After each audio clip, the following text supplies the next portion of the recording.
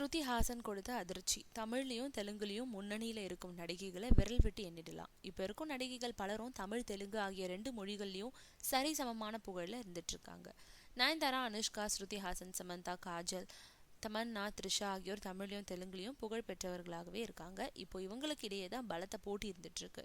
பெரிய ஹீரோக்களோட நடிக்கிறதுல தான் இவங்களுக்குள்ள அதிகமான போட்டி இருக்கு. அதுலயும் ஒரு படம் ஹிட் ஆன உடனே சம்பளத்தையும் ஏத்திடுறாங்களாம். தொடர்ந்து வெற்றியை கொடுக்கும் ஹீரோயினிகளுக்காக தயாரிப்பாளர்களும் ராசியானவர்னு சொல்லி அவங்க கேட்குற சம்பளத்தையும் கொடுத்துட்றாங்க. தெலுங்குல கிளாமராகவும் ராசியான நடிகையாகவும் இருந்து வர்றவங்க ஸ்ருதி ஹாசன். இவங்க நடித்த படங்கள் தொடர்ந்து வெற்றி பெற்றுட்டு இருக்கு. தமிழ்ல விஜய் நடிக்க உள்ள புதிய படத்தை மட்டுமே கைவசம் வச்சிருக்காங்க ஸ்ருதி. தெலுங்குல மகேஷ் பாபுவோட ஜோடியா நடிக்க ஸ்ருதி ஹாசனை அணுகியிருக்காங்க. அவங்க 1.25 கோடி ரூபாய் சம்பளமா வேணும்னு சொல்லியிருக்காங்க. முதல்ல அதிர்ச்சி அடைந்த தயாரிப்பாளர்கள் அதுக்கு பின்னாடி அவங்க கேட்ட தொகைக்கு சம்மதம் சொன்னாங்களாம். இதுதான் ஸ்ருதி ஹாசனோட இதுவரையிலான அதிக சம்பளம்னு டோலிவுட் வட்டாரமே ஆச்சரியத்துல மூழ்கியிருக்கான். ஸ்ருதியோட சம்பள விவகாரத்தை கேட்ட மற்ற போட்டியாளர்களுக்கு வெறும் அதிர்ச்சி மட்டுமல்ல, பேரதிர்ச்சியே ஏற்பட்டுடுச்சான்.